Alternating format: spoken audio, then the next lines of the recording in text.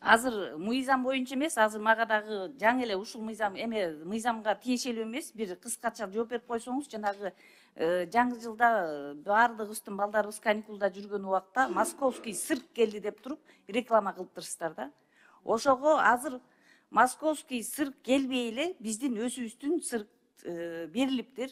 Бирок жанагы билеттери 1,5 миң сомдон 2 миңге чейин сатылып, биз азыр президентибиздин тапшырмасы менен цирк азыр ремонттон өтүп атат капиталдык, туурабы?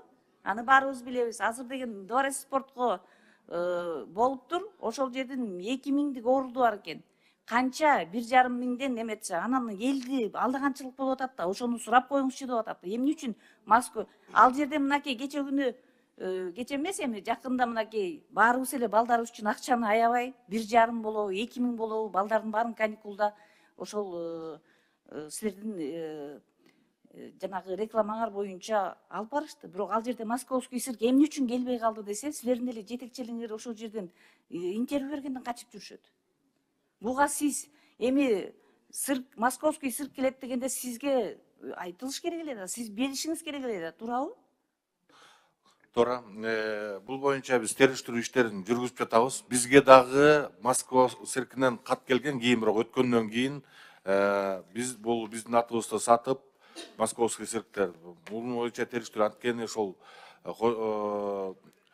дворец сарайы бизге карагандыктан биздин ошол ар бир жетекчи өздөрү ар бир өтө турган иш чара боюнча түздөн түз. Сиз ошол жерге уруксатты сиз бересизби?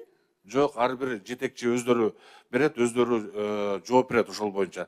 Бизде абдан көп мекеме бар. Московский цирк келет деп эртең да берип койсо, сиз ошол дворец спорт эмне үчүн берилип атат, ошол келет бекен деп сиз тактап туруп, сиз такыр кабар эчтеке ага тиешиңиз жокпу? Бардыгы бизде башкармалыкта бардыгын контролго алат, бирок ар бир Башкармалыктар кимге карайт? жок, министрликке карайт. Ана министр сиз жооп бересиз да. Жок, мен айтып түшүндүрүп берейин. Биз муну ушундай кылганбыз. Ар бир келе турган, өтө турган иш чара боюнча өзүбүзгө алалы деп бүт баарын биринчи буйрук менен өзүбүзгө алганбыз. Мында бизде көп иш чара, күнүнө 3-төн 4төн иш чара өткөндүктөн, республика боюнча аябай көп иш чара болгондуктан бул биздин специалисттер. Цирктин жетекчиси ким азыр? Рыскул Мамбеткулович Боронбаев. Канча жашта? 70-те. Ал киши эмне интервью берүүдөн качып жүрөт? Мынакей YouTube тассаңыз көрүнөт азыр. Берги эмне үчүн московский цирк деп элге ошондой жарыя кылып туруп, азыр эмне үчүн башка оюн көрсөтүп атасыңар дегенге эмне үчүн интервью бербей атат? Ошол жөнүндө дагы азыр эмне чара көргөн жоксузбу? Мынакей январь айы айыктап калды. Бул туура эмес. Бул элдерди алдап, бул эң бир уят нерсе да. Сиз министр болсоңуз, ошону билбесеңиз азыр деген мен эми чараны эми көрөм деп атсаңыз. Венера Калыбековна,